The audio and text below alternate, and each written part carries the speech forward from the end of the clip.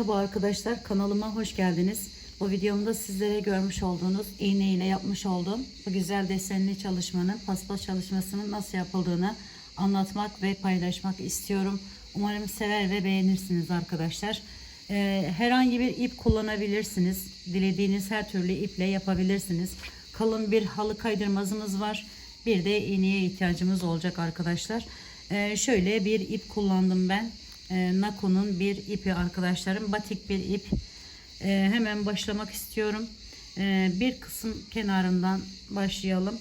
Öncelikle bu kenarını bu şekilde çevirdim arkadaşlarım. Onu da şöyle köşesinden aldım. Giriş yapıyorum ilkinden. Bütün deliklerin içerisinden olmak üzere arkası da bu şekilde gözüküyor. Bütün deliklerden birer tane olmak üzere çeviriyorum etrafına.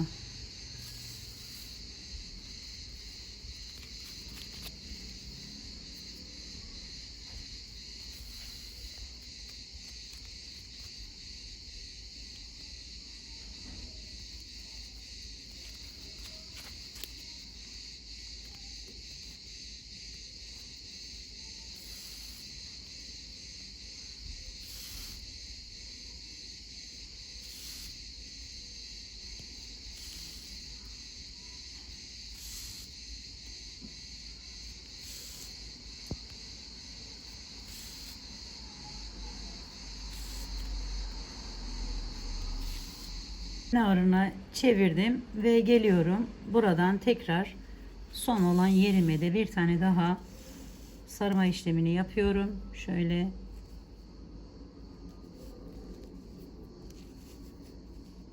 ve şimdi arkadaşlarım iğnemi şu şekilde ipimin altından geçiriyorum.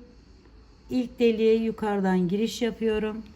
Alttaki ilk delikten, yani bunun yanındaki yerden çıkartıyorum. Ve şuradan tutup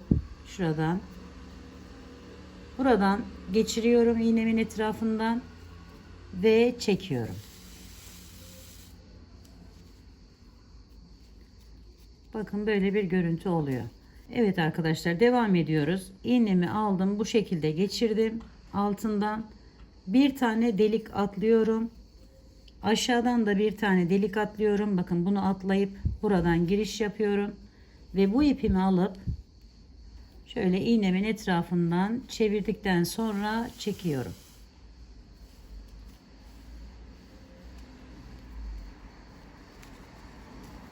Yine aynı şekilde aldım, bu şekilde bir tane atlayıp diğerine, aralarda birer tane deliği boş bırakıyoruz ve devam ediyoruz.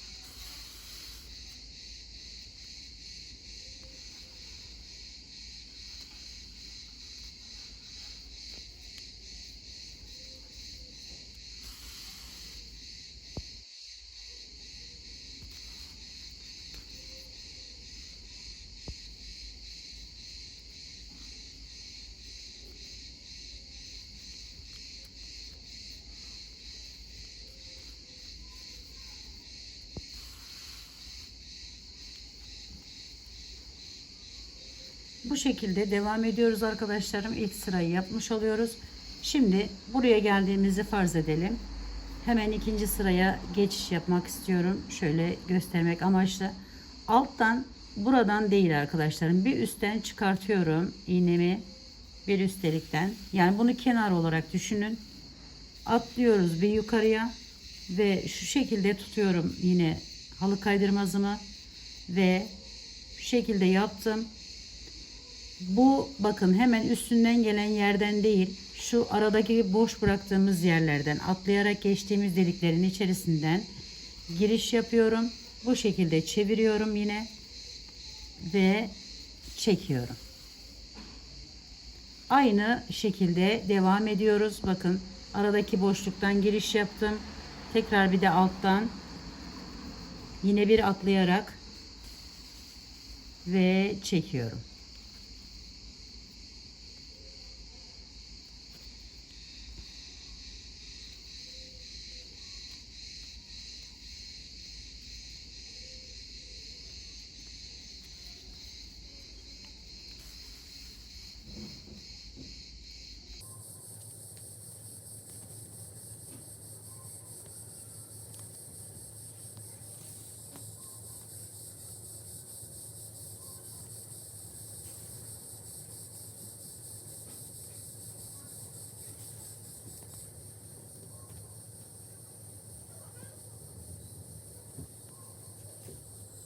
Ve sona geldik. Sonda yine şu şekilde yapıp artık arkadan da arkadaşlar şu şekilde giriş yapıyorum ve ipi kesiyorum. Böyle bittiği zaman kenar kısmına geldik. Orayı size çevirmeyi göstermek istiyorum. Şöyle hemen arkasından ipimi geçiriyorum bir miktar ki çıkma yapmasın diye.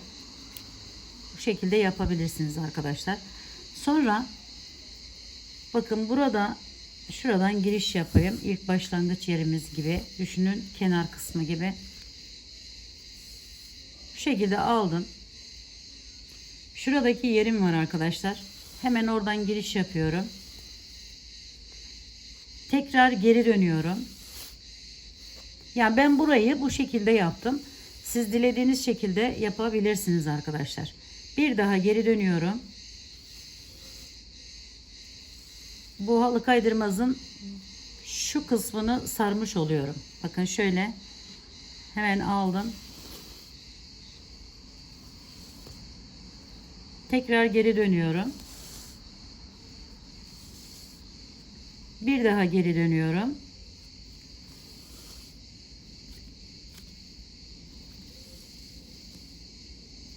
Ve diğerine geçiyorum. Böylelikle bu yandaki yerlerde gözükmemiş oluyor arkadaşlarım. Tabi dediğim gibi bunu istediğiniz şekilde yapabilirsiniz. İlla ki bu şekilde yapmanız şart değil arkadaşlar. Sakallı bir ip kullanacaksanız zaten gözükmez. Onu da söylemeden geçmeyeyim istedim. Şöyle.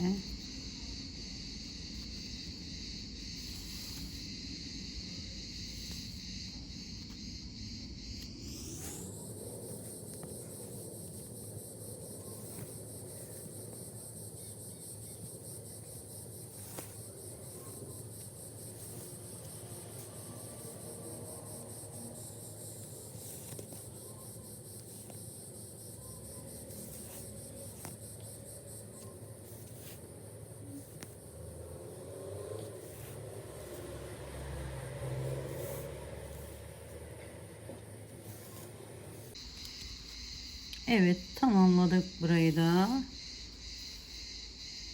Ve şimdi yine arkadan şu şekilde giriş yapıyorum herhangi bir yerinden ve içerisinden bir miktar yürüttükten sonra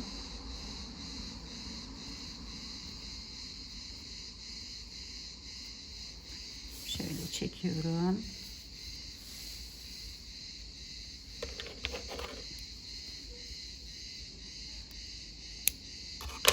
Bu şekilde tamamlamış oluyoruz arkadaşlarım. Evet, bakın burası yeni yaptığımız yer. Burası da daha önceden model olarak anlatmak için yaptığım yer. Böyle bir güzel görüntüye sahip oluyor. Umarım sizler de sevmiş ve beğenmişsinizdir arkadaşlarım. Kenarları da bu şekilde. Yapacak olanlara şimdiden kolaylıklar diliyorum. Bir dahaki videomda görüşmek üzere. Hoşça kalın, sağlıkla kalın. Allah'a emanet olun arkadaşlar.